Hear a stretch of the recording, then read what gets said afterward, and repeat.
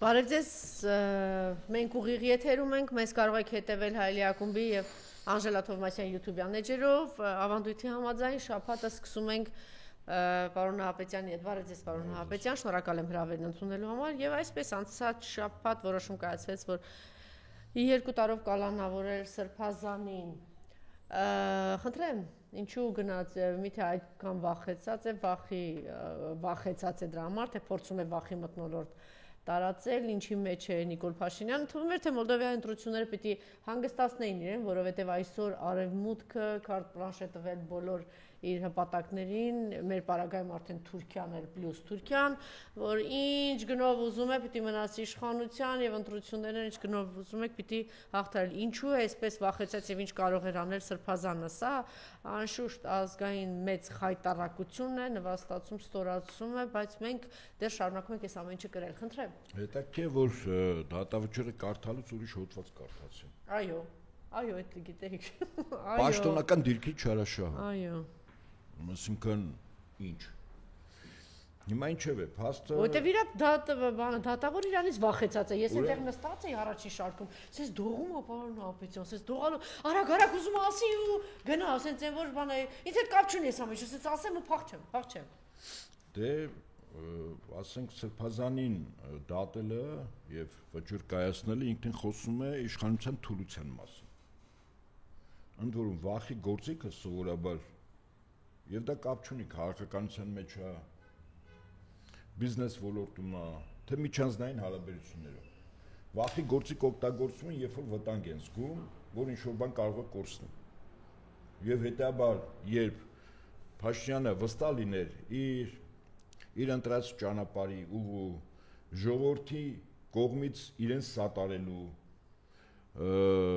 վստահ լիներ, որ իր քաղաքականությունը ողջունում է ոչ միայն Հայաստան ներսում, այլև իր դաշնակից երկրներում, որևիցե ձևով Փաշինյան Նիկոլը վախի գործիքը չէր օգտագործի։ Այդ վախի գործիքներից մեկը դատարանի որոշումներն է։ Եվ հետաբար այն ինչ որ ինքը կայացրեց, դա խոսում է մի իրողության մասին, որ Փաշինյանը փորձում է լռեցնել բոլոր անդիմախոսներին, հեղինակություն ունեցող անձանց, անկախ նրանից իրենք աշխարհական թե հոգևորական, որտեվ իր իշխանությունը լրջագույնս երերում է։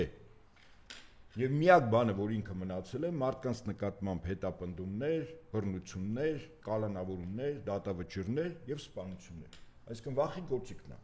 Սա ինքնին իր թուլության մասին է խոսում, ոչ ուժի։ Նույնիսկ կենթանական աշխարհում, եթե զուգահեռ եմ, պատկերացեք, առյուծը, որը կենթանիների արքան է, երբեք որից է կենթանու նկատմամբ ի սկզբանե ժանի ցույց չի տալիս, ինքը վստահ է իր ուժի մասին, եւ բոլորն էլ դա ընդունում են։ Սովորաբար ժանիք են ցույց տալիս, մարտական դիրք են ընդունում են կենթանիները, որոնք փորձում են դիմացինի մեջ վախ մտցնել։ Հիմա Փաշինյանը այդ կենթանական բնազդներով ինքը հասկանում է, որ իշխանությունը բավականին թույլ է, եւ միակ բանը, որ մնացել է, վախն է։ Եվ եթե մարդիկ մեր երկրի մահերը, սպանությունները, ամեն ինչ կապում եք դրա հետ, որ առաջին հերթին վախը ինքը իշխանությունը բավականին երերում է։ Որտեղ վախենում էին Փարաքյանին տրված համայնքապետից, թե իր գործունեությունից էին վախենում, թե վախենում էին, որ ինքը եթե մնա, սա նախադեպ է ստեղծում, որ այո, կարող են այդպես ճակատային մտնել պայքարի մեջ, հաղթել, մնալ, շարունակել, եւ սա կարող է նախադեպ դառնա, ասենք, Էջմիածնի համար։ Վստահաբար այո, հաշվի առնելով, որ սպանված համայնքապետը մի համայնքում էր ղեկավար, որը սահմանակից էր Էջմիածին համայնքի, Վաղաշապատի գյուղերի։ Այսինքն մտերիմներ, ընկերներ, շփումներ, բարեկամներ, խնամիներ եւ բնականաբար այդ համայնքապետի խոսքը, իր ընկերների խոսքը էական կարող է լինել ընտրությունների ժամանակ, նոյեմբերի 16-ին Վաղաշապատում ընտրությունների ժամանակ։ Այո, սա ոնց եմ ասում, ինքը փորձում է առավելագույնս վախի մթնոլորտ մտցնել, այլ գործիք չի մնացել, այսինքն նույնիսկ ինքը անցավ վերջին կարմիր գիծը, ռեալ սպանությունը։ Ասեմ ինչու է կարևոր տեղական ինքնակառավարման մարմիններում ընտրությունները, սկզբունքորեն այդ մարմինների ղեկավարները երկրի արտաքին քաղաքականության վրա որից ձևով չեն ազդելու։ Ընդհանրապես տեղում ինքնակառավարում է։ Բայց կարևորը որտեվ դա նախադեպային եւ շղթայական ռեակցիա կարող է առաջացնել բոլոր համայնքներում։ Ընդ որում արդեն մենք ունենք Գյումրին, եւ շուտով եթե մենք ունեցանք Էջմիածին, բայց դուք տեսեք Գյումրիում էլ ինքը ընտրված քաղաքապետի հասցեին ինչ ասեց։ Իդեպ ես Գյումրիում էի, հիմա մենք այսպես չստացի որ թեմաներից թռնում ենք եւ իրեն մեղադրում էր նրանում, որ ասել է միութենական, հա, գնա այսինչ միության մեջ մտնի, բայց շատ ճիշտ ասեց Վարդան Ղուկասյանը։ Բա դուք առավոտից իրիկուն ասում եք Եվրոպական միություն, չէ՞։ Այսինքն Եվրոպական միություն կարելի է, այնպես միություն չի կարելի։ Ընդ որում ասեց, եթե դուք կարող եք, իմ հարցազրույցում էլ այսպես էլի արագ ճեպազրույց ունեցա, եթե դուք կարող եք գնացեք Եվրոմիություն, ոչ մեկ դեմ չի, բայց նաև այս միության մասին էլ կարելի է, չէ՞։ Լավ, ես երկու բան ասեմ, նախորդի միտքս հիմա այս բան պահեմ։ Օրինակ Եվրոպական միությունում վճռորոշ է այն երկրների որոշումները, որոնք ունեն բնակչության մեծ թվաքանակ, որտեղ ձայնի իրավունքը տրվում է բնակչության թվաքանակով երկրներին, համամասնությամբ։ Ընդհանուր Եվրամիության մեջ, ասենք, որ երկիրը որքան բնակչություն ունի, ընդհանուր բնակչության մեջ քանի տոկոսն է, այդքան տոկոսով այդ երկիրը ձայն ունի։ Ահա։ Ուրեմն Հայաստանը, երբ որ տեսականորեն մտավ Եվրամիություն, բացարձակապես 1/100-ական ձայն ունի, ասենք, որից ձևով որոշումներ չի ասում։ Իսկ օրինակ այն միությունը, որտեղ Ռուսաստան, Բելարուսն է, այնտեղ յուրաքանչյուր պետություն ունի 1 ձայնի իրավունք, այսինքն 100%։ Հիմա ո՞րն է տարբերությունը ընկալենք, հա։ Հիմա նախորդ հարցին տեղական ինքնակառավարման մարմիններում ընտրությունները նորից եմ ասում, էականորեն արտաքին քաղաքականության վրա չի ազդում, բայց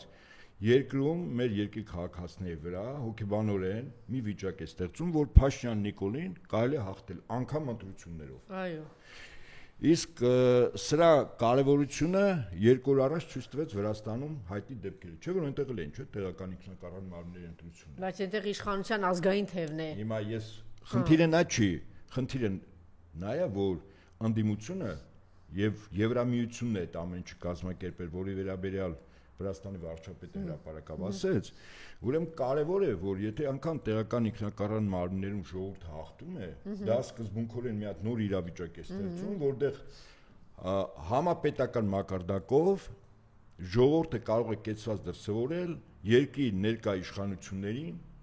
արագ օրինակ impeachment-ով, օրինակ անվստահություն հայտնելով Դրա մասին խոսենք, պարոն Ապետյան, բայց ինձ հետաքրքիր է ձեր կարծիքը, հիմա Գյումրի հետ կապված։ Ինքը այդ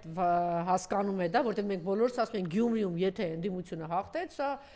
հա, մեր հայրաքաղաքն է, չգիտեմ, շատ կարևոր է, երկրորդ մեծ ամենաքաղաքն է, հիմա սա տեղի է ունեցել։ Հիմա մենք շատ լավ էր, որ դա տեղի ունեցավ, բայց դա այսպես խթան հանդիսացավ, որ ինչ-որ պրոցեսներ գնան, չգիտեմ, ինչ-որ մի բան։ Հիմա էլ մենք ասում ենք Էջմիածինն է կարևոր։ Գիտեք, ես նորից եմ ասում, երբ որ մարդիկ տեսնում են, որ ընտրություններով կարելի է հաղթել, դա լավ այլ հոգեվիճակ է ստեղծում։ Այսինքն, ընդդիմադիր ուժերը կարող են կոնսոլիդացվել, ոչ թե յուրաքանչյուրը, որ ինքը լինի կուսակցություն կամ դաշինք անցնի, շեմը հավաքի եւ անցնի, այլ այսօր կոնսենսուս -1 պրոյեկտն է։ Այսինքն ընդդիմությունը կռիվ է տալիս, որ իշխանության տեխնացուն չդառնա ընտրվող։ Բայց հիմա տեսեք ինչ որ sense ուժեր են առաջացել են։ Գյումրիում այդ սկզբունքը աշխատեց, ճիշտ է։ Այո։ Դժվարությամբ, բայց մենք ներքին խանութը բավականին տիրապետում ենք, բայց աշխատեց, փաստը մնում է փաստ։ Իսկ Էջմիածնում ես կարծում եմ էլի այդ մեխանիզմը աշխատելու, բայց ոչ այդքան դժվարություն։ Բայց Գյումրիում կար վառ անհատականություն։ Համաձայն եմ։ Կար մեծ հեղինակություն վայելող Վարդան Ղուկասյան։ Ես 3-4 քաղաքում եմ, այդ ակնհայտ այդ ժողովուրդը սիրում ընդունում է այդ կերպարին եւ շատերն ասում են, որ պետք չէ տեղական ընտրությունները համապետական ընտրությունների հետ համեմատել։ Գյումրիում միշտ էր կարևոր։ Գյումրիում տեղի ունեցավ հաղթանակ ընդդիմության կողմից հանունով։ Վարդան Ղուկասյանը։ Ինքը հանունի խորհրդանիշը դարձավ։ Ոչ այդքան ընդդեմ Նիկոլի, ոչ այդքան ՔՊ-ի ներկայացի, այլ այդքան հանուն Վարդան Ղուկասյանի։ Իր հեղինակությունը բավական բարձր է։ Էջմիածնում հակառակն է լինելու։ Ոչ թե հանունի է լինելու, այլ ընդդեմ իշխանությանն է լինելու։ Կոնսոլիդացիան, քանի որ չկա վառ անհատականություն, չկա հանուն հայ առաքելական եկեղեցու։ Ես դեռևս անձերի մասն եմ խոսում։ Ընտրությունների ժամանակ անձերն են։ Էջմիածնում այդ անհատականությունը չկա, բայց կա ընդհանուր ֆոն իշխանության ներկայացի դեմ։ Եվ այդ ընդհանուր ֆոնը կոնկրետ խարսխված է երկու սյան վրա։ Սյուն առաջին ԿՊ-ի տեխնացու Արգիշտի Մեխակյանը մի անձ է, որը սկզբունքորեն եւ մեծ հաշվով ուրացել է հոր գործին։ Այո։ Հայրը այն անհատականություններից էր, որը անուրանալի դեր ունեցավ մեր հայնիկի մի մասի ազատագրմանը եւ իր անունով մի ամբողջ շրջան էր մեխակավան նշվել։ Սա առաջին։ Իսկ Էջմիածնում ընդդիմադիր դաշտը սովորաբար իրենց եւ ներկայացուցիչներով եւ տեխնացուներով եւ այդ ցուցակում գտնող անձանցով իրենք Մեխակյանի, այսինքն Արգիշտի հոր գործի շարունակողներն են։ Այսինքն Արգիշտին ինքը ուրացողն է։ Լավ եք լսում Էջմիածնի։ Իսկ Վաղար շաբաթ համը։ Իսկ ընդդիմադիր տեխնացուները իրենց ցուցակով շատ-շատերը ազատամարտ առավելս որ Արցախյան ազատամարտում Էջմիածինը փայլուն կերպով դրսևորեց երկրորդ եզակի շրջանը, ճիշտ է։ Այո։ Եվ այս առումով Մեխակյանի գործի շարունակողները այսօր ընդդիմադիր դաշտն են։ Սա առաջին սյունն է, որի վրա ընդդիմությունը հենվում է։ Եվ երկրորդ սյունը կա։ Եկեղեցու պաշտպանություն վերջին հաշվով մեր սրբավայր եւ աթորանիստ քաղաքը Էջմիածինն է, Մայրաթորը գտնվում է Էջմիածնում։ Եվ Էջմիածնի հոգևորականների եւ վեհապար հայրապետի դեմ, Մայրաթորի դեմ իշխանության կողմից նախաձեռնած եւ սանձազերծած գործողություններին ընդդիմացել են ընդդիմության բոլոր այն միավորները, որոնք այսօր հայտ են ներկայացնում ընտրություններում իրենց տեխնացուն անցնելու։ Այսինքն կա երկրորդ կարևոր կոմպոնենտը, երկրորդ սյունը, որտեղ ընդդիմադիր դաշտ ասում է մենք եկեղեցու պաշտպաններն ենք, իսկ Արգիշտի Մեխակյանը եկեղեցու հակառակորդն է, որտեղ ինքը ԿՊ-ն ներկայացնում։ Ես կարծում եմ, որ ընդդիմության ամբողջ քարոզչությունը առաջին հերթին պիտի կառուցվի այս երկու սյան վրա, որտեղ ԿՊ-ն միանշանակ պարտված է։ Այնտեղ մի հատ ուրիշ բան էլ է խաղացնում ԿՊ-ն, գիտեք չէ, ինչ որ մեկին դրսից բերել է, գումարներ ունի, չգիտեմ ինչ ունի, էս տանետուն գնում է, ինչ որ բաներ է անում, ասի կարող է։ Դա էական չի, նորից եմ ասում, այսօր Էջմիածնում վաղաշաբաթում ընտրությունները լինելու է ընդդեմով, եթե Գյումրիում նորից եմ ասում, Վարդան Ղուկասյան հեղինակությունը որպես անհատականություն վառ, որը նաև կյանքով եւ ապրած տարիներով էր ցույց տվել Գյումրիում լինելով քաղաքապետ, падգամավոր եւ այլն, իր հանունի կոմպոնենտներ շատ ավելի որոշիչ մարդկանց ճիշտ ընտրություն կատարելու։ Էջմիածնում լինելու է ընդդեմով, ընդդեմ ԿՊ-ի, ընդդեմ Արգիշտի։ Եվ այդ ընդդեմ ունենալու է երկու ռեալ սյուն։ Մեխակյանի գործի շարունակողները ընդդիմությունն է, եկեղեցու, այո, որդին չի, ավելի խիստ բարեր որդու ասեն, չասեն, որ գործը ուրացող մարդուն գիտենք, հա, ինչպես են ասում։ Եվ երկրորդ եկեղեցու պաշտպանություն։ Եթե ընդդիմության քարոզությունը այս երկուսյան վրա է համատարած կառուցում, վստահաբար ընդդիմությունը հաղթանակած է դուրս գալիս։ Եվ եթե դրան էլ գումարեինք, որ սպանված համայնքապետը իսկապես հեղինակություններ ոչ միայն իր համայնքի գյուղերում, այլև Էջմիածնի եւ հարակից գյուղերում, այդ նշանակում էր, որ այս մարդուն չեզոքացնելու առաջին բուն նպատակը իրականում ոչ միայն վախի մթնոլորտ պոտենցիալ ուրեմն Էջմիածնում տեխնացուների, այլև որ այդ ռեսուրսը ընտրությունների ժամանակ չօգնի կոնկրետ Էջմիածնի իրենց հարևան գյուղի մարդկանց ճիշտ ընտրություն կատարելու։ Դուք եք չի համաձայն մարդը, եթե 21 թվականից հետո դեռ շարունակում է թիմակից մնալ, աջակցել, մի հատ էլ տեխնացու լինել ԿՊ-ին, սա արդեն ինչպես ժողովրդական խոսքերով ասեմ, դիագնոզ է։ Դե հիմա այս դեպքում Մեխակյանը, որ իբրև թե լավն է, չգիտեմ ինչ է, հիշում եք սիրելիներս, են որ ասում եք Գյումրիում Սարիկը, դե Սարիկը լավ տղա է, նա լավ տղան չգիտեմ այդ ինչ նկատի ունեիք, որ ասում եք Սարիկը լավ տղա է, տեսակ որ ԿՊ-ին եւ հետո գնացել է հարցազրույց ա տվել մի քանի օր առաջ, ասում է վատ բարքերը բերում են ռուսները, այսինքն այն աշճանի է ասել, որ հրահանգ է տրված, ասում է գնա, մենակ թե գնա բազայի դեմ խոսի, միայն թե գնա Վարդան Ղուկասյանի դեմ խոսի, որտեղ Վարդան Ղուկասյանն ասել է, եթե դուք այդ միությունն եք ասում, ես էլ մեր անվտանգության տեսանկյունից ելնելով, այս միությունն է, իհարկե ճիշտ է ասում, իհարկե ինչ ասենք դու բանը կուրացել եք, չգիտեմ այդ գումարին կուրացած ողորմելի վիճակում, ասենք պատրաստ եք մեր անվտանգությունը ձեր երեխաներին թուրքի բերան տալու, այդ մարդը կոնկրետ ասում է պատմություն դուք գիտեք, Գյումրին ով է պահել, ինչ գնով է ռուս-թուրքական պատերազմը գիտեք, Ալեքսանդրապոլը ոնց է ստեղծվել, ինչ է արել, ով է ստեղծել, ով է շենացրել, ով է կառուցել, մի հատ գնացեք պտտեք, այդ մարդը դրա մասին է խոսում։ Իմիջիալից ֆիլմեր կա նայեցիք, դու տեսնեք, ասենք ինչ է արվել այդ քաղաքում։ Իդեպ Գյումրին ժամանակին երբ որ քաղաք է, պատրաստ է հրահանգը երևի իջելա, գնա Վարդան Ղուկասյանի դեմ խոսի, ասա վատ բարքեր են բերում, ասա չգիտեմ չէ։ Բայց որ թուրքերին պաշտպանում եք, դա ինչ բարքեր է։ Այսինքն մի կողմը թուրք է ուզում, մի կողմը իր անվտանգությունից ելնելով ասում պուջուր երկիր ենք Թուրքի բերան, այս միությունն ենք ուզում, անվտանգությունն ենք ուզում։ Ռուսաստանի կողմից ի՞նչ է ասում Վարդան Ղուկասյանը։ Ես խորհուրդ եմ տալիս, մեր հաղորդումները սովորաբար նաև իշխանություններն են լսում, որ Սարիգը եւ Սարիգի նմանները շատերը խոսեն Վարդան Ղուկասյանի դեմ։ Դա ուղղակիորեն բարձրացնում է Վարդան Ղուկասյանի առանցել բարձր վարկանիշ։ Ես շատ ուրախ եի, որ Գյումրին պատտելով հասկացա, որ մենք սովորաբար ասում ենք մեր ժողովրդի մոտ իհարկե շատ կարևոր է սոցիալական հարցը, կենցաղը, մարդը պիտի ապրի, մարդը պիտի, չգիտեմ, բայց նաև այն գիտակցությանն է հասցրել, իմիջիայլոց դա միայն ու միայն ի շնորհիվ Վարդան Ղուկասյանի։ Գյումրեցիների մոտ այն գիտակցությունը արտնացել, որ բաձեր անվտանգությունը 5 պակաս, ասենք Թուրքիայից մտնելու են, չգիտեմ ինչ անեն, այստեղից մտնելու են, այնտեղից մտնելու են, մի ժամվա մեջ չգիտեմ ինչա տեղի ունենալու Հայաստանում, մնալու է թե չի մնալու։ Այդպես է, այնպես որ ես կարծում եմ, որ Էջմիածնում ընդդիմությունը ճիշտ մարտավարություն եթե ընտրի եւ իրապես ճշտվի ով է ընդդիմությունը, կարծում եմ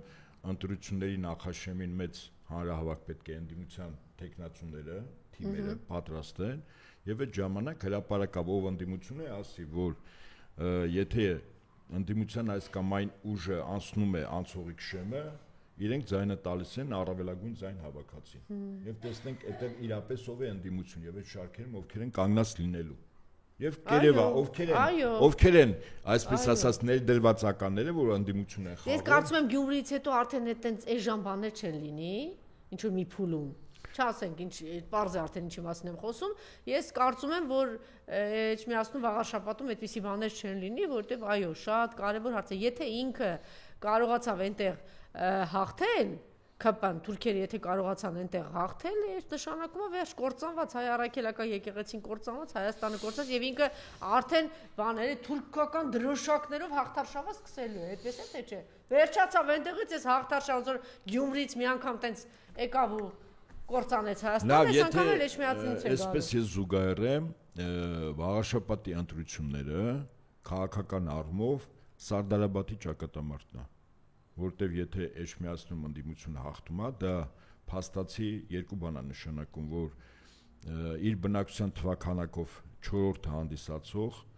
մեր հոգևոր մայրաքաղաքում փաստացի իշխանության կողմից ամիսներ շարունակ եկեղեցու վեհապար հայրապետի դեմ վայրահաչությունը ծախողվում է եւ տեղի ժողովուրդը ձայնա տալիս ընդդիմության ներկայացին։ Եթե Էջմիածնում ընդդիմությունը հաղթում է, դա ուղղակիորեն կարող է լինել ամենակարևոր նախապայմաններից մեկը, որ արտահերթ, ես չեմ բացառում, կամ հերթական խորհրդանական ընտրություններում ուղղակի իշխանությունը խայտարակ պարտություն կարող է կրել։ Շատ լավ, նորից հետ գնանք, հա, Գյումրի, դուք լսեցիք Նիկոլի հայտարարությունները, ինչ էր ասել, շատ բան ձևով, չէ, որ ինչ կանեմ, կթռցնեմ, չգիտեմ ինչ կանեմ, ընտրված մարդու հասցեին, չէ, այսպես ինչ որ բաներ էր։ Ինչ էր ասել Մարիամ Բառացի, կթռցնեմ դրանց, չգիտեմ ինչ կանեմ, հետո իհարկե Վարդան Ղուկասյանն էլ բանը հա, կշպրտեմ, ընտրված մարդու, հա, կշպրտեմ, դուրս կշպրտեմ։ Դե ասենք, այս մարդը բանը բառապաշարը դրանից դուրս չիրեմ, կտանեմ կկոպան, ոնց է վհու կլինի, չգիտեմ ինչ լինի։ Սրանք կտանեմ օծը, նկուր կտանեմ անկանեմ, ոնց որ ինքը ամբողջ կյանքում էս նվաստացած ապրել է, չգիտեմ ու հիմա տենց որոշել է բոլորին տենց նվաստացնել, բայց ընտրված մարդու հասցեին այսպիսի բան ասել եւ եթե պարոն Նահապետյան ինքը գնա այդպես ծայրահեղ բաներ, իսկ ինքը տեսնում եք ոչ մի բանի առջև չի կանգնում, ինչ կարող է լինել, չնայած պատասխաններ տվեց, ես խնդրում եմ նաև Գյումրու քաղաքի օրներ, իմիջայլոց շատ ճիշտ գործընթաց է սկսել Վարդան Ղուկասյանը, դատի է տալիս կառավարությանը, սիրելի գյումրեցիներ, ուրեմն ձեզնից գումարները հավաքում է եւ նախատեսած այդ 24 միլիարդ, այդ 28 միլիարդի տալիս է 4 միլիարդ, այսինքն չի տալիս գյումրեցիների գումարը Նիկոլը։ Մի կողմից իբր թե ժողովուրդ տեսեք ինչ, եւ շատ ճիշտ գործընթաց է սկսել Վարդան Ղուկասյանը, ուզում է իր ժողովրդի գումարը ուզում է որ հետ վերադարձնեն։ Խնդրեմ, սա այդ կապված ասեք եւ լսենք այդ օրվա ելույթից մի կտոր։ Ես կարծում եմ, այո, շատ արդարացի է, հաշվառնելով որ այն նվազագույն գումարը, որը վերադարձում է գյումրեցիներից հավաքված հարկերի տեսքով գալիս է բյուջե եւ երբ տոկոսը նայում ես, բավականին ցածր է, ընդ որում փորձեն մասնագետները նայել ցանկացած երկրներում, մեր նման երկրներում, երբ ինչ որ շրջանից մարզից գումարը հավաքում է, քանի տոկոսներ հետ վերադարձում մարզի կյանքը, կենսագործունեությունը, որովհետեւ տեղական ինքնակառավարման մարմինները ղեկավարեն։ Սա շատ նվազագույն է եւ այդ դատական process-ը Վարդան Ղուկասյանը կարծում եմ շատ ճիշտ է տանում եւ ընդ որում ես կարծում եմ ավելի շուտ համոզված եմ որ նույն վիճակը բոլոր ուրեմն համայնքներում է համայնքներից գումարները բերում են բյուջեում լափելու մեխանիզմները իրենք ունեն այո այսինքն ձեր գումարները ոնց է եւ ինչ է անում գրպանը մտնելու սա փաստորեն այդ ձևով Փաշինյան Նիկոլը եւ իր քաղաքական խմբակը մտնում է Հայաստանի Հանրապետության քաղաքացու յուրաքանչյուրի գրպանը բացի այն որ հարկային տերոր գնաճ հա ցածր թոշակներ ցածր աշխատավարձեր եւ այլն այս բոլորով հանդերձ ինքը նաեւ տեղերում է գրպանը մտնում չի վերադարձնում մարդկանց գումարները եւ կարծում եմ որ այդ գործընթացը օրինակ տեսական օրինակ եթե վաղար շաբաթում ընդդիմություն հաղթում է նույն պահին ընդդիմությունը կարող է դատական գործընթաց սկսել կառավարության հանդեպ եւ ընդհանրապես ցանկացած տեղական ինքնակառավարման մարմիններ դատական գործընթաց սկսեն Հայաստանի կառավարության նկատմամբ որ գումարները լափում են ուղղակի մարդկանցից հավաքում են հարկերը բերում են բյուջեից էլ լափում են եւ ինչ է ասում ուրեմն ոչքի որպեսի աչքակապոցի լինի ինչ են անում ասֆալտը ներկում են պարոն Նահապետյան դե 1000 անգամ եմ ասել բոլոր գունավոր հեղափոխություններից հետո որպեսի մոլորեսնեն եւ աչքակապություն անել գալիս են ու ասֆալտ են փռում տեսեք մենք ինչ լավն է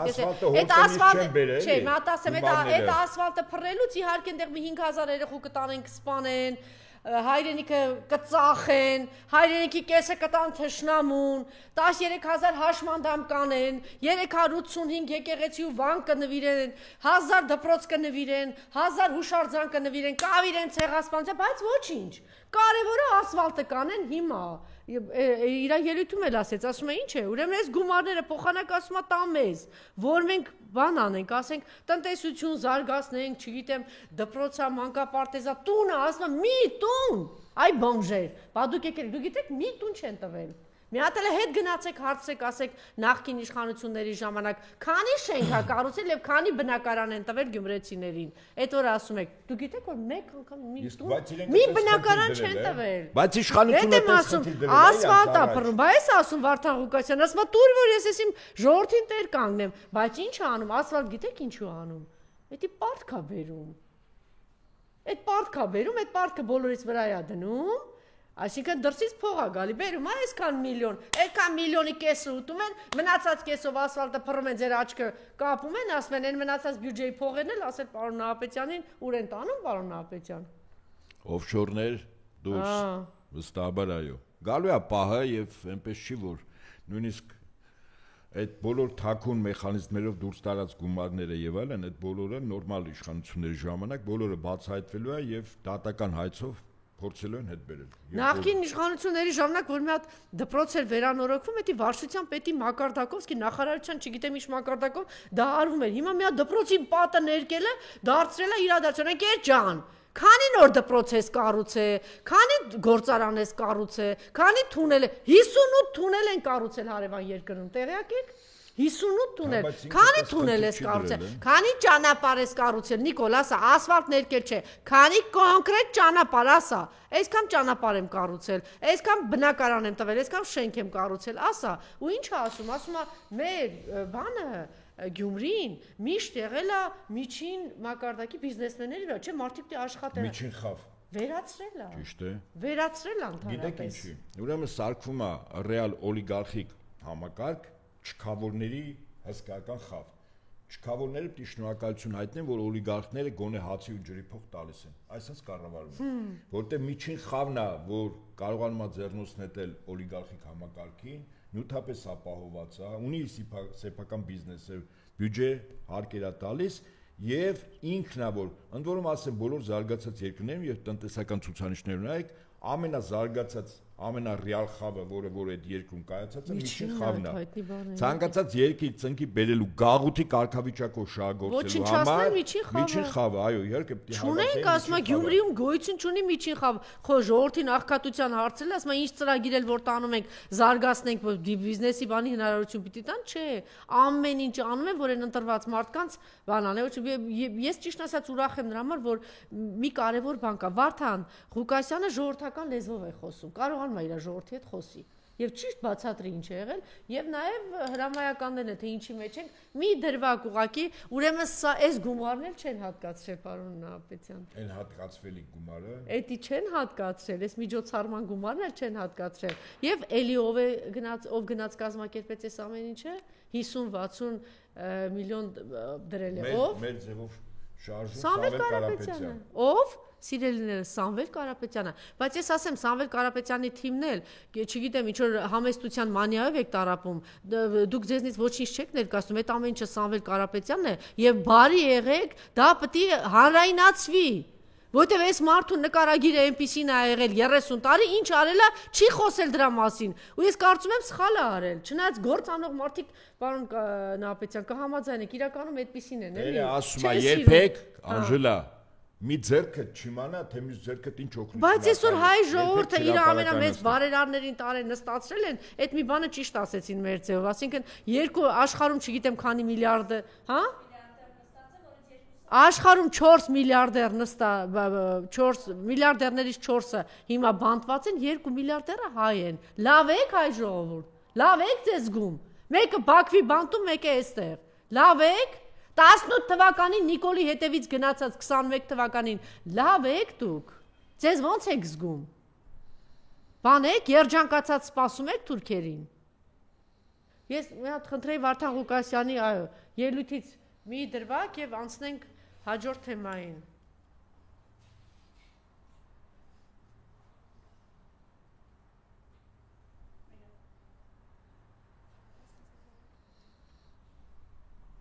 Զի ոչ գիտեք, զի ինչ գործել։ Ես այսօր ուզում եմ այն մարդկանց, որոնք իրենց ճակատին կրում են մի վատ բառ, որը կոչվում է դավաճան, զգաստանալու հետ կան ու դառնան հայոց աղմուկներին, փողն ու պաշտոնը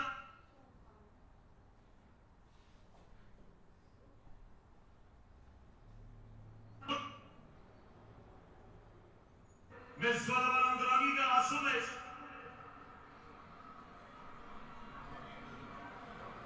Մասիսի համար, եթե Մասիսին բան բադայի, ազգովի դառնալ ծիդայի։ Եվ ոչ թե մեր զինանշանների վրայից վերցնենք Մասիսը, եւ ոչ թե մենք հեռանանք մեր աղմուկներից, մոռանանք մեր ցեղասպանությունը, մոռանանք մեր այսօրվա այն մեր բավերի եկածը, որ մենք եկել ենք Արևմտյան Հայաստանից եւ Արցախը եւ ասենք արկա այսօրվա Հայաստանը ընդունենք, ոչ։ Մենք եթե այդպես ենք ընդունում, մենք կզոհում ենք մեր նախնիներին եւ այն գեղելը, որ կատարվել է մեր ազգի նկատմամբ։ Եվ այսպես շարունակ շատ ճիշտ բան շեշտադրումներով։ Խնդրեմ, եթե բան ունեք այս թեմայի կապված ասեք, թե չէ։ Ես կարծում եմ Վարդան Ղուկասյանը իր կեցվածքը դիրքորոշում վաղուց է հայտնել եւ այդ առումով շատ ավելին է ազնիվ, քան շատ շատերը, ես չեմ ուզում անուններ թվարկել եւ ունի իր քաղաքական ճիշտ կողմնորոշումը, երկի թիմ եք խնդիր անվտանգությունն է եւ Վարդան Ղուկասյանը ճիշտ լուծում է տալիս։ Իհարկե, պատկերացրեք, որ մենք մեր երկի քաղաքացիները ամեն ասուր արտանում են մտածելով կարող է վաղը կռիվնի, կարող է Ադրբեջանը Թուրքիան մտնեն, որը այդպես վերացական չի։ Իսկ հիմա տեսականորեն պատկերացրեք, որ այդ միության հարավային սահմաններում, ինչպես արևմտյան սահմաններում Բելարուսում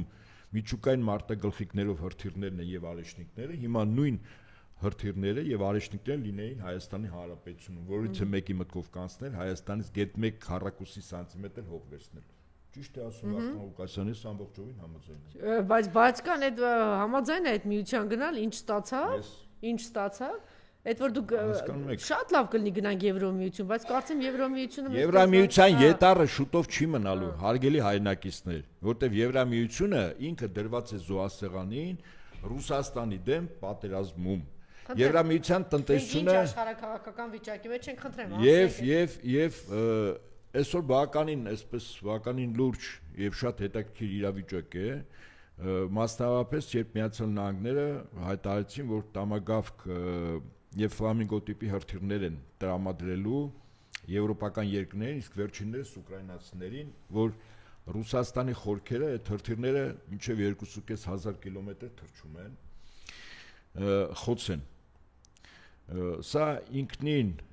նոր իրավիճակ է ստեղծում, որովհետև այդ նոր իրավիճակի տրամաբանությունը հետևյալն է։ Ընդ որում, եթե տեսականորեն այդ հրթիռները տրամադրվեն, իրենք ամբողջովին սպասարկվելու են բերելուց, թռչելու կայանքների վրա տեղադրելուց, թիրախների կոորդինատները փոխանցելուց եւ հրամանը կատարելուց դրանք ամերիկյան զինվորական էկիպաժներն են լինելու, այսինքն մասնագիտական խմբերը։ Եվ եթե այդ հրթիռները Ռուսաստանի խորքերը թռչեն, իսկ կարծում եմ այստեղ ոչ թե թիրախը խորքերն է, այլ թիրախը նավթի եւ գազի պահոցները, գազի բաշխման կայանները, որովհետեւ եթե Ռուսաստանում հոկտեմբեր-նոյեմբեր ամիսներին պատկերացրեք, եթե իսկապես այդ հրթիռները արդյունավետ աշխատեն, ապա Ռուսաստանի ներսում առաջանալու է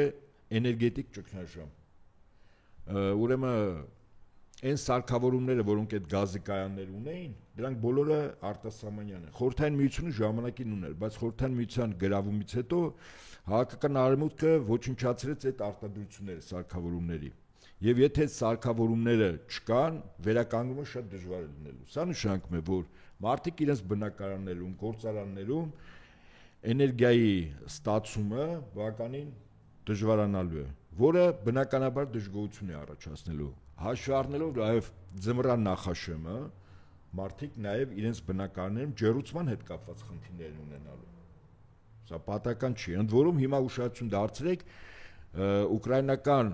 եւ անօթաչու թռչող սարքեր հրթիռները իրենց հասանելի տարածքում, Ռուսաստան տարածքում խոցում են հենց գազի եւ նավթի այդ կայանները, բաշխիչ ցանցերը, որովհետեւ փորձում են Ռուսաստանում առաջացնել էներգետիկ այո, էներգետիկ, այսինքն էներգետիկ ճգնաժամ։ Էներգետիկ ճգնաժամի նպատակը Ռուսաստանում բնակչության շրջանում դժգոհության լուրջ ֆոն առաջացնելն է, վստահաբար եմ ասում, որտեղ պատկերացրեք այդ էներգետիկ ճգնաժամը, բացի ջերմությունը, ինչի մասին ես ասացի, եւ գործարանների աշխատանք, այո, էներգիայի սպառման, սա նաեւ ուրեմն եթե բենզինը թանկանում է, իսկ այդ պարագայում բնականաբար թանկանա, որտեղ քչանում է, բենզինը թանկացավ, հոսանքը թանկացավ, ինչն է թանկանալու առաջին անհրաժեշտության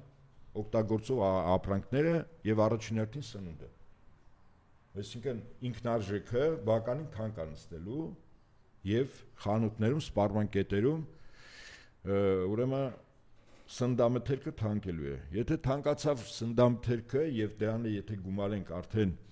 պարբերաբար ընդհատումներով տրվող ջեռուցումը ձմռան մեջ, սա արդեն լրջագույն ֆոն է առաջացնում Ռուսաստանի իշխանությունների համար։ Այսինքն բուն նպատակը այս հերար հրթիռների եւ գազի ու նավթի բաշխիչ կայանների պահոցների, որտեղ կուտակումներ անբարած կան, դրանց հարվածելու բուն նպատակը Ռուսաստանում ժողովրդի մոտ առարկայապես լուրջ դժգոհություն առաջացնելն է։ Ապրանքների գների կտրուկ աճը, աշխատատեղերի կրճատումը, որը ըստ արևմտյան, այսպես ասենք, ստրատեգների նպատակ ունեն Ռուսաստանում իրականացնել նման իշխանափոխություն։ Իդեպ մեկ օրինակ բերեմ 1917 թվականին, երբ Սանտ Պետերբուրգում առաջին այսպես լուրջ ընդվզումը եղավ ուրեմն ցարի իշխանության դեմ, այսպիսի օպերացիա արեցին, իհարկե անգլիացիները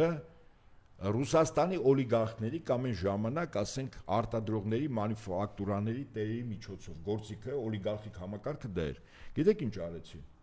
Օրինակ Ռուսաստանում հիմնականում օգտագործում են սև հաց, ոչ այդքան սպիտակ։ Այդ օլիգարխների միջոցով առնվազն մի 10-15 օր խանութներում սև հաց չկար։ Հացը կար, բայց խանութներում չէր հասնում։ Չէր հասնում, որովհետև բրիտանացիները եւ հատուկ ծառայությունները 2017 թիվ եմ ասում, ուշադրություն դարձեք 16 թվականի դեկտեմբեր, 17-ի հունվար, փետրվար ամիսները հաց խանութները չէր գնում։ Պատերազմի մեջ գտնող երկիր Ռուսաստանը ցարական նույնն է, ես հիմա զուգահեռներ եմ տանում։ Չէր գնում եւ դժգոհություն եւ այդ մարդկանց սև հացը չկա, այդ նույն օլիգարխիկ համակարգը մարդկանց որոշակի վճարներով հանեց փողոց, լցեց փողոցները, որոնք երկու կարգախոս ունեին, պատերազմի կանգնեցում 1 եւ հաց, սև հաց 2։ Այս էլ ձեզ իշխանափոխության գործիքը։ Ես հիմա որ զուգահեռում եմ, ուշադրություն դարձեք, նույն տեխնոլոգիան, նույն մեխանիզմն է փորձում կիրառել Ռուսաստան նկատմամբ։ Եթե սա տեսականորեն ձախողվում է, չի հաջողվում։ Սա նշանակում է, որ հավաքական արևմուտքը, որը հիմա զորքեր է կենտրոնացրել Ռումինիայում, Էստոնիայում, Ֆինլանդիայում, Նորվեգիայում, սկսում են ռազմական, դա կարծում եմ փետրվար-մարտ ամիսներից օղակի մեջ խեղդել երկու շրջանի բնակչության։ Բնակչությունն առաջին 400,000 բնակիչ, որից 250,000-ը Ռուսաստանի Դաշնության քաղաքացի են, մեզ դնեցրու։ Այս պայն Օդեսայում գտնվում է Բրիտանիայի եւ Ֆրանսիայի հատուկ նշանակության ստորաբաժանումների արդեն բացազատված շտաբը։ 40,000-անոց կորպուսը Ռումինիայում գտնվում է ցանկացած պայն մտնելու Մոլդավիա։ Այսինքն մեր Դնեստրի հանրապետությունը, որը անկլավ էր մեր Ղարաբաղի նման, երկու կողմից հարված կարող է ստանալ։ Մոլդավիայից Ռումինիայի նատոյի զորքերը Ռումինիայում մտնում են եւ իր հարակից շրջան Օդեսան է։ Օդեսայից ուկրաինական զորքերն են հարվածում։ Սա առաջին, երկրորդ, խստացնում են շրջափակումը Կալինինգրադի մարզի նկատմամբ։ Ընդ որում պատական չի, որ մեր Բալթյան հանրապետություններում հսկայական զորքերի կուտակումներ, այդ թվում նաև զրահատեխնիկա, որովհետև Կալինինգրադի մարզը Ռուսաստանին Լիտվայով է այդ միջանցքը։ Այսինքն ամբողջովին փակում են, նաև Բալթիկ ծովն են փակում, որտեղ ծովով էլ ռուսները կարող են օգնել։ Բալթիկ ծովը այլևս դարձել է ՆԱՏՕ-ի տարածք, հաշվի առնելով, որ Ֆինլանդիան դարձավ ՆԱՏՕ-ի անդամ երկիր։ Շվեդիան դարձավ ՆԱՏՕ-ի անդամ երկիր, դրա համար էր։ Եվ փետրվար-մարտ ամիսներին ես կարծում եմ այդ երկու մարզերի նկատմամբ ՆԱՏՕ-ն կոնկրետ գործողություն է սկսելու։ Ներառալ այդ տարածքը գրավելով եւ ժողովրդին հրապարակած տեսախցիկների առաջ գնդակը արելով, որը նպատակը հետապնդելու, այսինքն դա բացահայտ արվի, որպեսզի Ռուսաստանում կրկին անգամ իշխանափոխության այս անգամ այդ ձևով գործընթաց գնա, այսինքն Ռուսաստանի քաղաքացիները, բանակի հրամկազմը երկրի քաղաքական ղեկավարության առաջ պայման դնեն, ասեն ինչու չօգնեցիր մեր հայրենակիցներին, որոնք գտնում են 3.5 միլիոն մարդ քաղաքացի բնակվում է Կալինինգրադի մարզում, մոտ 400,000 մեր Դնեստրի հանրապետությունում։ Այսինքն այդ երկու օղակներում ֆիզիկապես մարդկանց ոչնչացնելը Ռուսաստանում եւս կարող է առաջացնել ներքաղաքական լուրջ խմորումներ, որը կարող է հանգեցնել իշխանափոխության։ Այս երկու ծրագիրն է հիմա կատարվում։ Ըստ այդմ Ռուսաստանի Դաշնությունը պիտի քայլեր անի, իսկ քայլերից մեկը իմ կարծիքով հետեւյալն է. ժամ առաջ վերցնել Օդեսան եւ Նիկոլաևը, ժամ առաջ, որը նշանակում է, որ երբ որ վերցնում ես Օդեսան, մեր Դնեստրի հանրապետությունը, մեր Դնեստրի Մոլդավական հանրապետությունը ցամաքային կապ Օդեսայով ունենում է Ռուսաստանի հետ։ Սա նշանակում է, որ այդ ծրագիրը, որով որ մեր Դնեստրի հանրապետությանը ուղղակի կարող են բնակչությանը ոչնչացնել, ձախողում է։ Եվ երկրորդ, հիմա Կալինինգրադի մարզը։ Կալինինգրադի մարզում էլ մեր Բալթյան հանրապետություններ, Ֆինլանդիա, Շվեդիա, ինչպես ասում են, իրանց տեղը պիտի գտնեն։ Եվ Ռուսաստանի նախագահը կարծում եմ պատական չէր, վերջերս Վալդայում մոտ 4 ժամ տևողությամբ լրագրողների հարցերին պատասխանելուց հետո այսպիսի ընթացքում մի զուգահեռ բերեց հայտնի Լոմի պատմության։ Ասեց, если против лома нет приема, если нет другого лома, ասեց, а другой лом всегда есть։ Եվ ինքը այդ գործիքը ինքը միշտ առաջանում է, չի կարա չառաջանա, եթե դիմացը լոմ է։ Ինքը ինչ էր ուզում ասել, որ եթե մեր դիմաց այս կարգի իմ նշած երկու օպերացիաները, ապա ես ունեմ դրան հակազդելու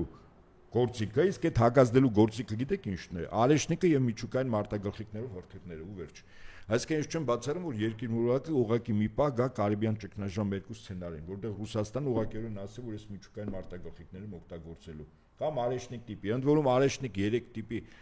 հրթիռ է այլևս պատրաստ, որը իր հզորությամբ մի քանի անգամ ավել է, քան 45 թվականին 1900 Հիրոսիմայի Նագասակիի վրա ԱՄՆ-ի կողմից գցած միջուկային ռումբներին, բայց որը ռադիացիա չի տալիս, այսինքն այրում է մոտ 3.5-4,000 աշճան եւ մեծ պայթյուն։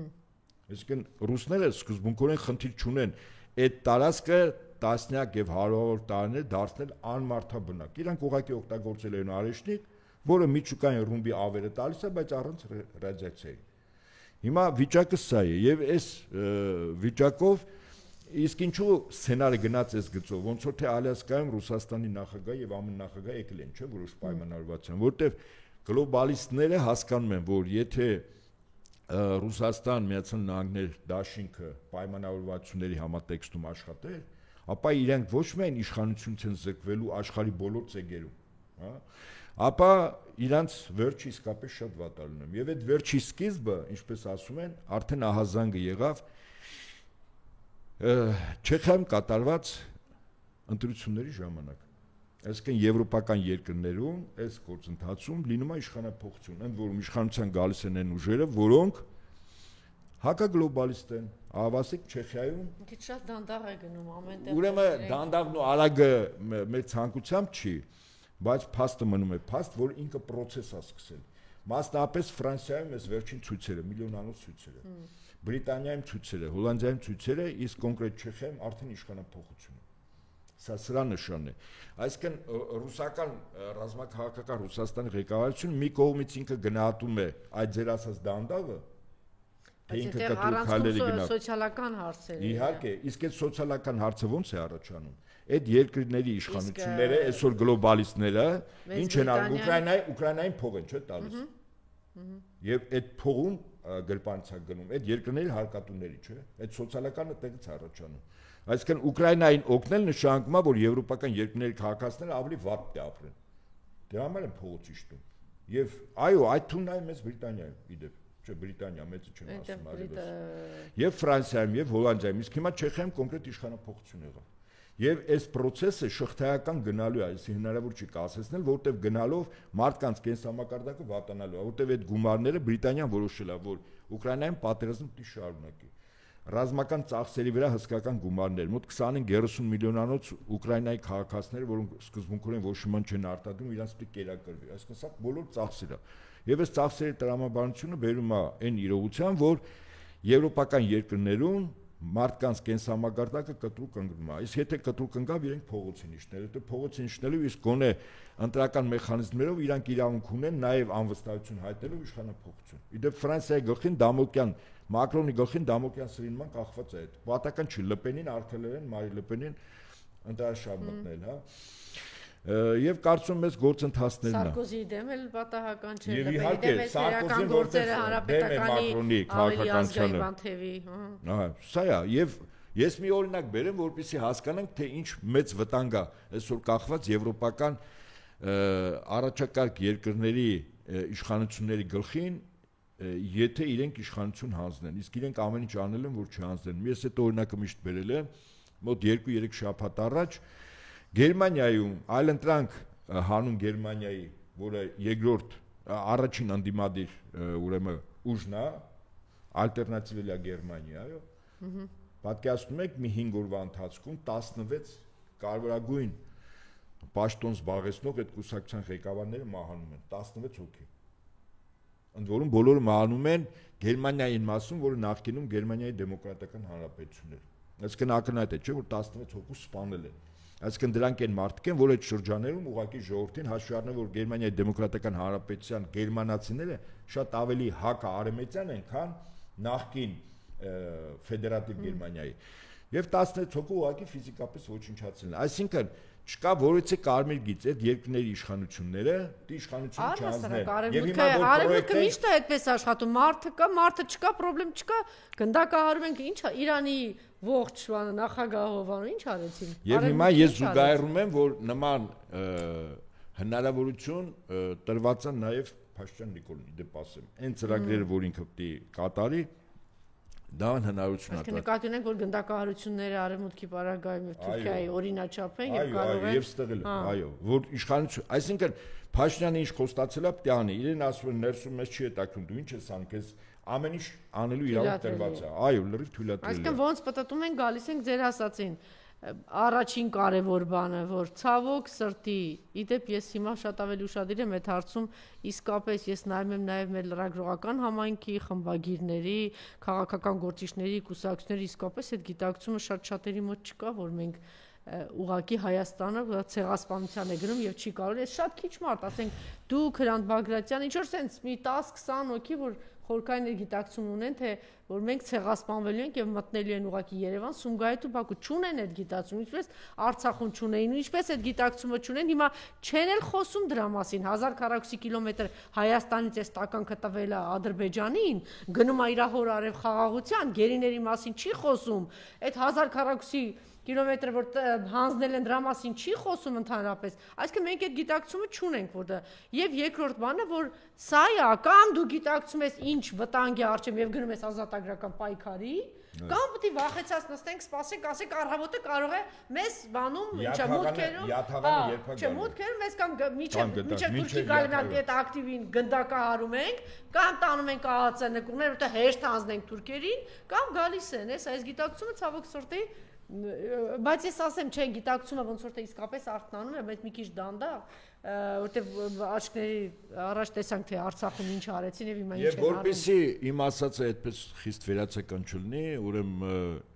այս տարի օգոստոսի 7-ին երբ Վաշինգտոնում երակողմի փաստաթուղթ նախաստորագրվեց այդ փաստաթղթի 9-րդ կետում ես հիմա իմ բառերով ասեմ ուրեմն քաղաքացիական բնակչության նկատմամբ կիրառված բռնությունների հետևանքով նրանց մասուկների հայտնաբերման, քննության իրականացման, այդ թվում նաև միջազգային կառույցների ներգրավմամբ եւ արդարության վերականգնմաններ ուղղված։ Սա օգոստոսի 8-ին պայմանավորվածություն 9-րդ հոդված։ Պարտադրել են Նիկոլին բոլոր գործերը հետ քաշել։ Մի հատ ուշադիր լսեք։ Այնտեղ ինչ է գրած եւ մեզ եւ ինչի անում Նիկոլը։ Հիմա հաջորդը ՄԱԿ-ի գլխավոր նստաշրջանի ասամբլեայի 80-րդ նստաշրջանում ՄԱԿ-ի ասամբլեայի սեպտեմբերի 25-ին Ալիևի ելույթ անում, որից հետո 2 օր հետո է Նիկոլը արձագանքում, իրեն 2 օր հետո պատերազմը սկսելու օրն են իրան ցայն տալիս եւ ինչ ասում Ալիևը կետերից մեկը 4000 անձանց քաղաքացիական անձանց, որոնք չկան որոնց նկատմամբ բռնություն են կիրառել, սպանել են, նրանց մասունքների հայտնաբերմանն է ուղղված Ալիևի խոսքը։ Այսինքն վաղը Ալիևը կարող է մի 10-20 հազարից մի հատ ցուցակ է տալիս Հայաստանի Հանրապետությանը, ասում է մեր քննչական մարմինները միջազգային տարբեր կառույցների հետ համագործակցելով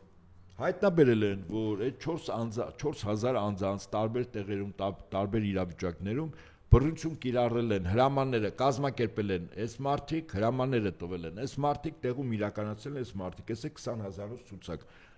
Նրանց նկատմամբ ես իրականացնում եմ քրեական հետապնդում եւ հայտարարում եմ հետախուզում։ Եթե ձեր երկրում կան այդ մարդկանց, այս է ցուցակը։ Հավաքում եք, լցում եք ինքնաթիռները, ես ինքնաթիռները կուղարկեմ Զվարթնոց օդանավակայան, ուղարկեք Բաքու, որ դատենք։ Այս է։ Եվ եթե ոմանց թվում է, որ սա հենց այնպես ձևի համար է Ալիևը ասում, եւ ձևի համար է 9-րդ կետը նախաստորագրած փաստաթղթի ստորագրել, խիստ սխալվում եք, հարգելի հայրենակիցներ։ Եվ դեռևս ես չեմ ասում այն մարդկանց, որոնք Արցախի Հանրապետության սահմանը հատել են առանց Ադրբեջանի համապատասխան կառույցների թույլտվության։ Հոդված է, պետության սահմանից հատել առանց բիզնես է արել։ Հարկե չես տվել Ադրբեջանի Հանրապետության, այսինքն ես հաջորդ հոդվածներն եմ ասում եմ։ Եվ այդպես մեծ հաշվով Հայաստանի Հանրապետության բնակչության 90 եւ ավել տոկոսը մտնել է ճանաչել ադրբեջանցիներին, պարոն Ահապետյան, կարելի ասել, որ ոչ մի հոդվածի մասին ոչ պետք է մտածել, ոչ խոսել, ադրբեջանցիները ինչ արեցին Արցախում, ուղղակի մտան ու սկսեցին, եթե ռուսները չկանգնեցին ինչ էր անելու։ Ինչ էր անում, եթե ռուսները Պուտինը չկանգնեցին։ Ես հիմա ինչի համար եմ ասում, այսինքն կա երկու տարբերակ։ Դեռ այս պահին հիմա մտնելը այս պահին մտնելը չի, բայց այդ չի նշանակում, որ Ադրբեջանի ղեկավարությունը միջազգային հանրության, հանրային հասարակության հանրային կարծիք չի ձևավորում, որ պատական չէր այդ նույն ՄԱԿ-ի ամբիոնից Հայաստանը աբեկչական երկիր, օկուպանտ որ տարածքներ գրավել եւ ավելին իդեպ 1 միլիոն մարդ այդ նույն ելույթի ժամանակ 1 միլիոն մարդ ասում է Հայաստանի հանցագործ իշխանությունների 30 տարվա հանցագործ իշխանությունների գործունեության արդյունքում այդ 30 տարին պատական չի ասում, այսինքն մինչև 2018 թիվը հանցագործ իշխանությունների գործունեության արդյունքում 1 միլիոն մարդ արտագաղթել է։ Հիշում եք, այն որ ասում են 300, ասի վերջում միլիոն կեսի վրա են կանգնելու, հա։ Ուր են տանել այդ միլիոն մարդ արտագաղթել է, դե այդ միլիոն մարդու էլ նաև հնարավորություն կտակ, որ վերադառնա։ Ուզում եմ ասել, որ մենք իրավիճակը երբ որ համարժեք չենք գնահատում եւ վտանգները առարկայապես չենք թվարկում, թե ինչ էլ կարող է լինել, հա։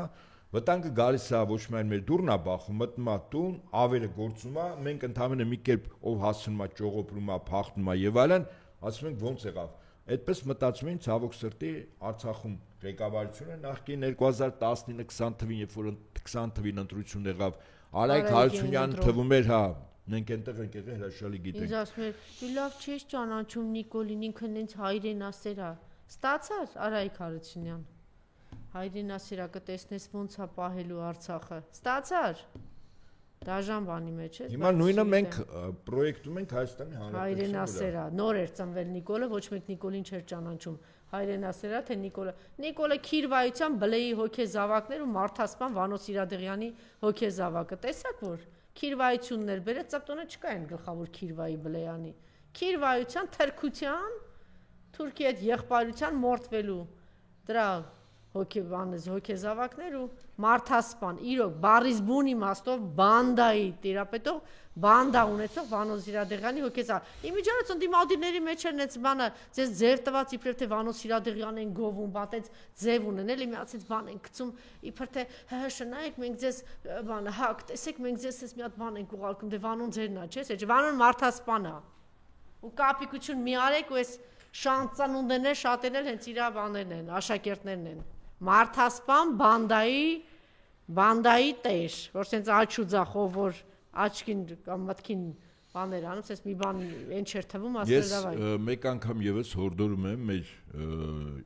քաղաքական ուժերին, անհատներին, որոնք մեզ լսան ունեն, առաջին քայլը միակամության դա լինելու է իրավիճակի նույնական գնահատականը, հենց դա է միակամություն լինելու, մնացածը կենացների դաշտից է։ Իմիջիայլոց այն մարդիկ հիմա արդեն հրապարակում կան, իմ ընկերներից մեկն էլ հիմա այսպես ինչ որ բան է սկսել, կոնսենսուս -4, այսինքն հասկացաք ինչ է նշանակում, իբրև թե մերժում են, հա, ես ես ասեմ սա մեծագույն տականքություն եւ սրիկայություն է, եթե դու մերժում ես քո 3 նախագահներին, ուրեմն բարի կլինեք, ելույթ կունենաք, ասեք մենք մերժում ենք Արցախի ազատագրումը, դա տեղի ունեցել առաջին նախագահի օրոք, այո, Լևոն Տեր-Պետրոսյանի օրոք, ժամանակ պահել, այո, մերժում եք, դա տեղի ունեցել Արցախի նախագահն ով ա եղել, Ռոբերտ Քոչարյանը, այսինքն դուք ասեք, որ մենք մերժում ենք այս ազատագրական պայքարը, մենք մերժում ենք 2 հրաշք հանրապետությունների հիմնումն ու ստեղծումն ու ծաղկումը եւ ազատագրումը։ Շարունակություն։ Դուք մերժում եք երկրորդ նախագահին, ուրեմն կասեք դուք մերժում եք ամենախաղաղարար նախագահին։ Ամենա չհամարձակվեք, մեկը ուրիշ բան ասի։ Ռոբերտ Քոչարյանի ժամանակ այնպես է շենացել Արցախը, որ խնդրել են իրեն, որ գա Հայաստան։ Ռոբերտ Քոչարյանի ժամանակ եղել է ամենակիչ զոհերը եւ գրեթե չի եղել, եւ ամենախաղաղ նախագահն է եւ ցանկացած հայ տանը նստած, լավ եք լսում, տանը նստած, այնպես է ծաղկել Հայաստանը, որ 6.5-ից 7 անգամ ցանկացած հայ հարստացել է, իր տանգինն է հարստացել, իր աշխատավարձը, իր գործը, մեր բյուջեն, մեր հնան, այդպես հարստացել է։ Ուրեմն բարի կլինեք, որ դուք ձեզ ձև եք տվել, չգիտեմ, ծառայում եք ում, ենթադրելի է Նիկոլին, կամ չգիտեմ ինչ ուժերի։ Եվ որ դուք մերժում եք -1, ասեք, որ մենք, ուրեմն, մերժում ենք այս խաղաղությունը, այս շենացումը, ճիշտ է։ Ուրեմն դուք բարի կլինեք, ասեք, որ այդ նույն անվտանգությունը պահվել է 3-րդ նախագահի ժամանակ։ 3-րդ նախագահի ժամանակ, ուրեմն համակարգերը այնպես են, որոշ համակարգեր այնպես են զարգացել, ես մի անգամ օրինակ եմ բերել եւ ասել եմ, որ նոտար, արդարադատության համակարգ, անձնագրային բաժանմունքներ եւ ոչ միայն կադաստր, այնպիսի համակարգ է ստեղծվել, որ գերազանցել են եվրոպական մի շարք երկրների եւ ել չեմ ասում Ռուսաստանի Դաշնության։ Ուրեմն դուք բարի կլինեք, կասեք, որ մերժում եք այս ամեն ինչը, ճիշտ է, ընդհանրապես մեր հանրապետությունը, որովհետև բերել դա ստորություն եւ սրիկայություն է, բերել եւ իրար կողքի դնել, դավաճան, երկիր ծախող, մարդ, որ ասում է ես չեմ ամաչում, որ ինձ թուրք են ասում, մարդ ում կինը գրկին եւ ծոցը դրած ման է գալիս Էրդողանի գիրքը, մարդ, որ հպարտանում է որ իրեն դավաճան են ասում կամ թուրք են ասում, մարդ, որ գլուխը բարձր ասել է, որ Արցախը Ադրբեջան է, մարդ, որ չի ամաչում եռաբլուրը, չգիտեմ ինչ արեն, առա, քառապատկե ինչ արեն, տասնապատկե ինչ արեն, ես այս սրիկայություն է բերել եւ ասել, որ մենք մերժում ենք այդ 4 ուժերին։ Սխալ եմ ասում, պարոն Նահապետյան։ Հա, այս մարդը մերժում են եւ այս մարդկանց կողքին են դնում առաջին 3 նախագահներին։ Լևոն Տեր-Պետրոսյանի Ինչ են անում։ Կարդում են առհասարակ, ոչ թե նկարում ու ցուցադրում են։ Չէ, ասում են գիրքը պրծա։ Ոնց պրծա։ Դե գրքի ի՞նչն է պրծել։ Ասում են գիրքը պրծա։ Տեսնում ես ինչ կրթություն, ինչ բառամթերք, ինչ մտածողություն, ինչ կրթվածություն, գիրքը պրծնում է։ Այն որ ասում է երեխեն արեց, ասում է պրծավ, ասում է հա, ասում է դե թուղթը բեր, հետևը սրբենք։ Հիմա սրանցն է, գիրքը պրծել է։ Դե գրքի ի՞նչն է պրծել, Աստված գիտի։ Այդպես։ Այո, մենք դրա մեջ ենք։ Եվ դուք ես ուրախ եմ, որ դուք էլ նաև այդպեսին եք բնավորությամբ շատ հետևողական։ Գիտեք, անցած անգամ էլ մենք խոսեցինք պարոն Նահապետյան, որ մարդուն սպանում են, 2-3 օր խոսում ենք դրա մասին, դե իրանց հույսն էլ նա է, մարդը կա, մարդը չկա, թեման փակվեց։ Շատ հետաքրքիր նոր բաներ են հրապարակ գալիս Բորիս Սավակյանի հետ կապված։ Այստեղ հարցը միայն էս անձը չի, հարցը երևույթն է եւ մենք ինչի մեջ ենք եւ ինչ տեղի ունեցավ։ Ուրեմն ասեմ ձեզ Բորիս Սավակյանի հետ կապված մի հետաքրքիր զարգացում է, փաստացի հիմա տեղի ունենում, որովհետեւ ռուսական կողմը հաշվի առնելով, որ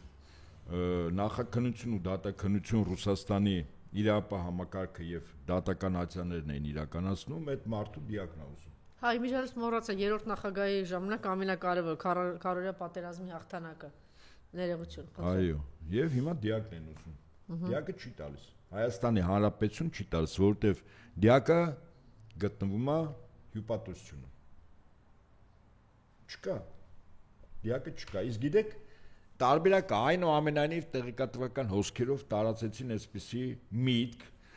որ սա լրիվ պայմանավորված է եւ Բորիս Սավակյանը ոչ մի ինքնասպանություն չի գործել, ոչ մի սպանություն չի գործել եւ ինքը ուղղակի այդ տարածքից եկել է եւ ինչ որ ձեւով հյուպատոսության աշխատակիցները կարողացել են Ռուսաստանից Բորիս Սավակյանին հանել դուրս։ Ասենք ընտանիքի անդամները անհասանելի են, հա,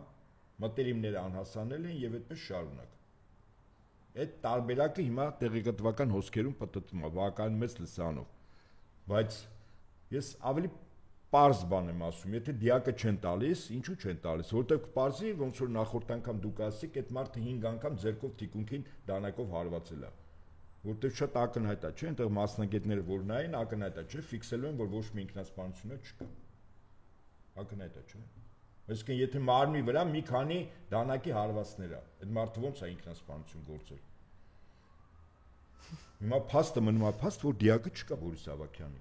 Կամ կա, ոչ թե չկա, կա, չեն տալիս ռուսական կողմին։ Իսկ ինչու չեն տալիս։ Իդեպ վարկած կա, որ հատուկ կազմակերպել տարել են հյուպատոս։ Ես հիմա ասում եմ, տարբերակ A իբր իրեն փախցրել են, տարբերակ A։ Բայց սա ենթադրություն է, բայց փաստը մնում է փաստ, որ ռուսական կողմին Բորիս Սավակյանի դիակը չեն տալիս, որովհետև կա օրինակ մտավախություն եւ մտահոգություն։ Չէ, չեն կարող չտալ, այսինքն ինչքան պիտի պահեն այդ։ Ինչ են ասելու, եթե դիակը տվեցին, պարզեց ոչ մի ինքնասպանություն չի եղել, այդ դեպքում հարց, ով է սպանել, ով է պատվիրատուն եղել, ինչի համար են սպանել, չէ, բազմաթիվ հարցեր են, չէ, այսինքն ռուսական կողմը քրեական գործը հարուցելու նաև այդ հոդվածներով։ Դա հայկական կողմին ձեռք տալիս է, իհարկե ձեռք չի տալիս, կարծում սա, բայց փաստը մնում է փաստ, որ այստեղ բավականին մութ սարքեր կան այս դեպքի հետ կապված։ Այսինքն ոչ մի բացատրություն չի տալիս հայկական կողմը, թե ինչու դիակը չի տալիս, որ զինություն կատարվի ռուսական կողմից։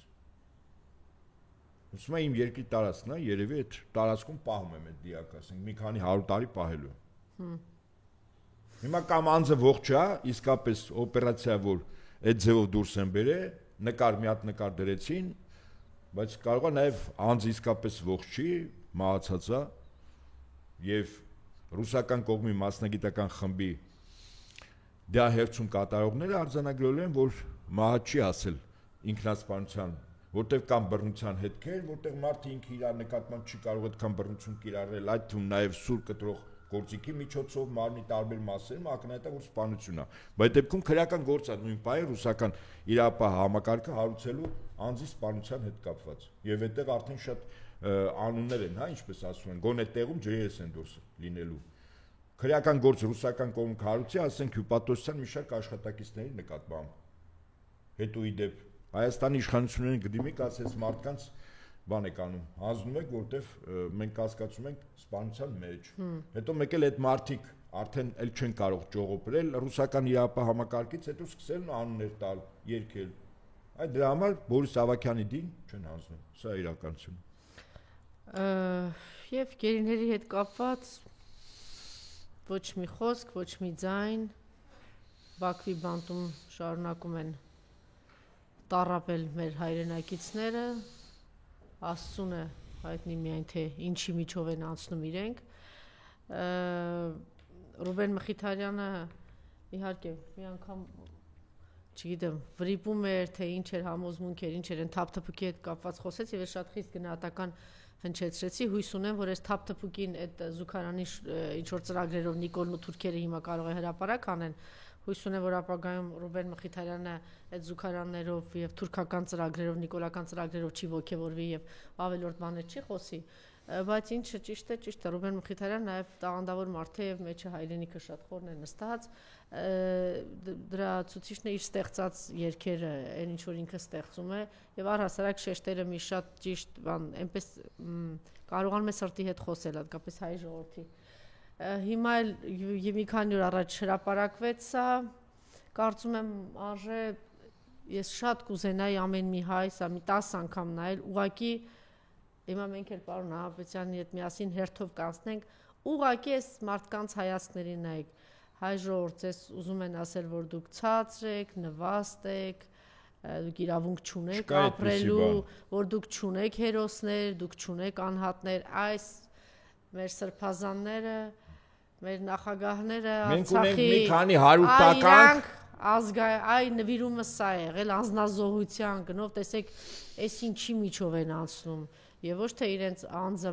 մաշկը փրկելու հարց է եղել, էս հայրենիքի կռիվ, հայրենիքի ինչի համար էր Ռուբեն Հայրապետյանը գնացել Արցախ, միլիարդեր մարդ ինչ էր փնտրում այնտեղ, ինչ էր փնտրում, գումար էր փնտրում, հայրենիք էր, չէ փնտրում, հայրենիք էր ուզում։ Ինչ էր փնտրում Արկադի Ղուկասյանը, որ վաղուց արդեն նախագահ չէր, ինչ էր փնտրում, ինչու էր անում այնտեղ Բակո Սահակյանը, որ այլևս նախագահ չէր, ինչ էին փնտրում, ինչի էին մնում, ինչի էին գեներալները, այն ազնվագույն մի մարդ, որ կարող էր շատ հանգիստ անցնել, բայց երբ որ Ռուբեն Վարդանյանին տանում են, ասում է ես իր հետ եմ քայլի եկել, ես էլ եմ գալիս։ Պատկերացնում եք ինչ որակի մարդկանց մասին է խոսքը, կամ դուք հասկանում եք ինչի մեջ ենք մենք, որ սրբազանները այդ գիտակցումը ունեցան եւ այսպիսի խոսքով, այս քայլերով հրապարակ եկան։ Իրենց սխալներով, իրենց վրիպումներով, չէ, ինչ որ վրիպումներ եղան, սխալներ եղան, պիտի գուցե ինչ որ պահին ուրիշ քայլեր անեն, գուցե միտեղ ինչ որ զուս պիտի լինեն կամ գուցե միտեղ ավելի համարձակ պիտի լինեն, այդ մեր գնահատելու բանը չի, բայց պարզ է, չէ, որ իրենք հոգեվորական լինելով ինչի եկան առաջին պլան։ Մեզ համար, չէ, երկրի համար ես շատ կուզենայի, որ բոլոր հայերը այս մի քանի անգամներն հատկապես ոչ միայն երաժշտությունը, այլ պատկերու ես ուղղակի նայեք իրենց հայացքին եւ դեմքին, խնդրեմ։ Խաչը սույսն է, Բարձրա Մարիամ։ Բարձրա։ Ինչա՞։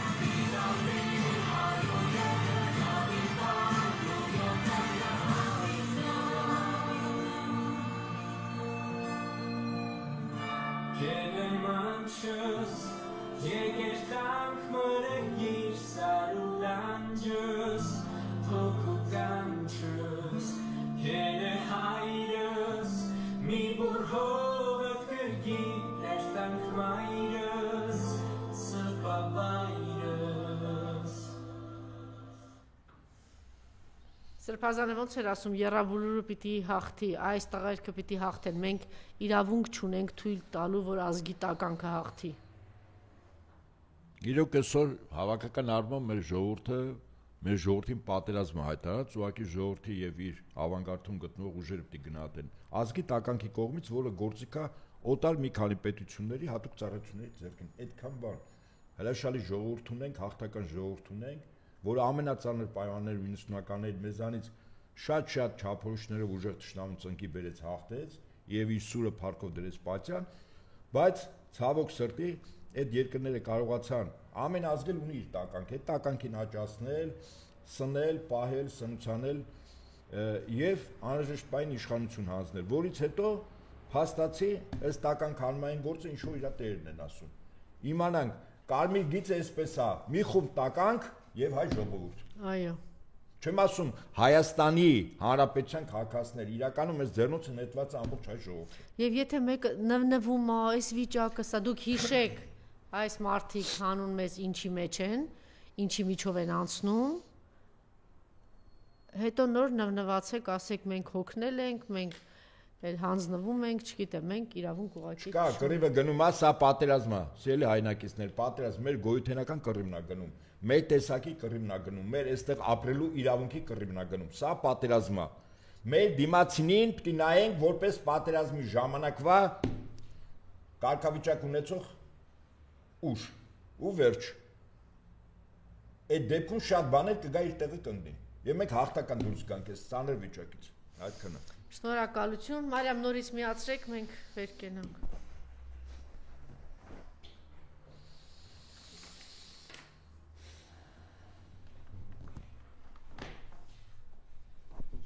Խաչս հույսն է,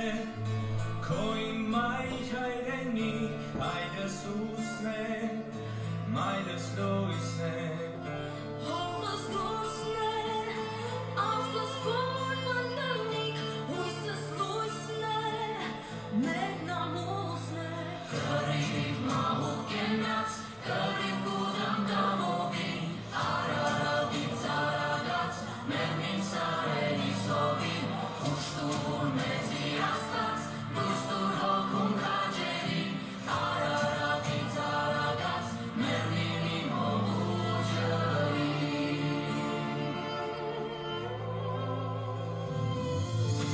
դոնու տեղս,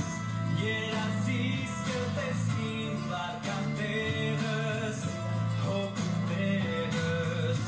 Դու տեղս, ես կերքան կհասնին իմ ամենս, իմ ուժերը,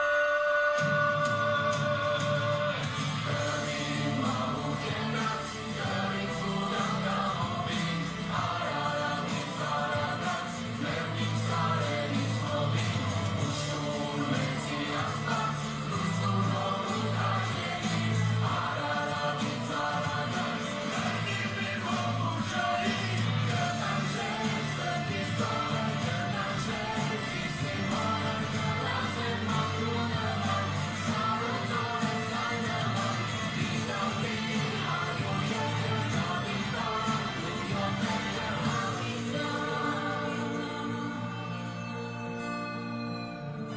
Kelem anchos, yeger tank mırengir sarılancız, hokukan